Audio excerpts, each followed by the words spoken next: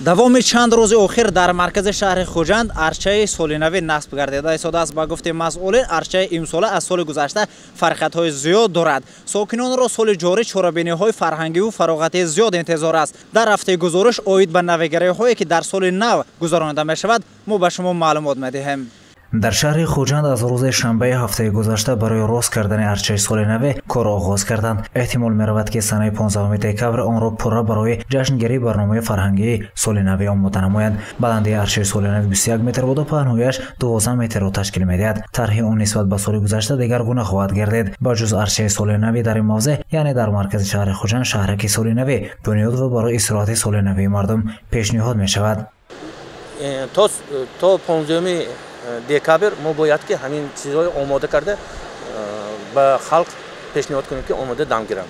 аз бахши фарҳанги мақомоти иҷрои Кумитаи давлатии шаҳри Хуҷанд иттилоъ доданд ки соли 2023-ро бо нақшаҳои ҷолиби фарҳангӣ пешвоз мегиранд. ба ин муносибат барномаҳои фарҳангиву фароғатӣ ташкил карда мешавад. имрӯз аллакай аввалин арчаи солинавӣ дар майдони регистони панҷшанбе қомат рост кардааст. ба гуфти масъулин, солҳои қаблӣ бо сабаби хуруҷи бемории COVID-19 таҷлили ҷашни ҷаҳонии соли нав бо риояи қоидаҳои беҳдоштӣ ва маҳдудият сурат мегирифт. имсол боша вазъи эпидемиологӣ мӯътадил аст. аз ин рӯ мақомот барои таҷлили он омодагӣ ҷиддӣ мебинад то мардум фазои идонаро эҳсос кунанд. чихел ки медонем, бинобар хуруҷи бемории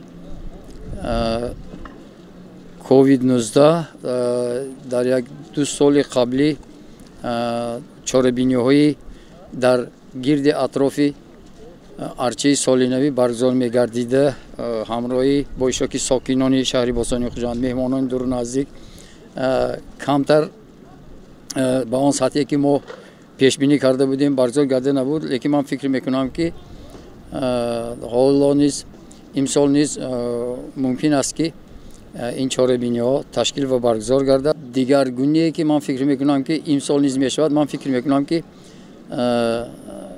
худи ороишу муҷаҳҳазгардонии арчаи солинавӣ дар ҳама ҷо яхела сурат намегирад ва ман фикр мекунам ки арчаи марказие ки имрӯз дар анмон хиёбони Камоли Хуҷандӣ қомат арафта истодааст, фикр мекунам ки аз ҳама зеботарин, аз ҳама беҳтарин мешавад. нақшаи пурраи баргузории чорабини пас аз санаи 20 декабр тарҳрезӣ ва муайян карда мешавад. Наби Ҷуразода, корманди бахши фарҳангӣ мақомоти иҷрои Кумитаи давлатии шаҳри Хуҷанд мегӯяд ки барномаи калони консерти дар шаби соли нав бо иштироки сарояндагони номи шаҳр ва вилоят бо як шукӯҳу шаҳомат ва тӯҳфаҳои хотиравӣ гузаронида хоҳад шуд.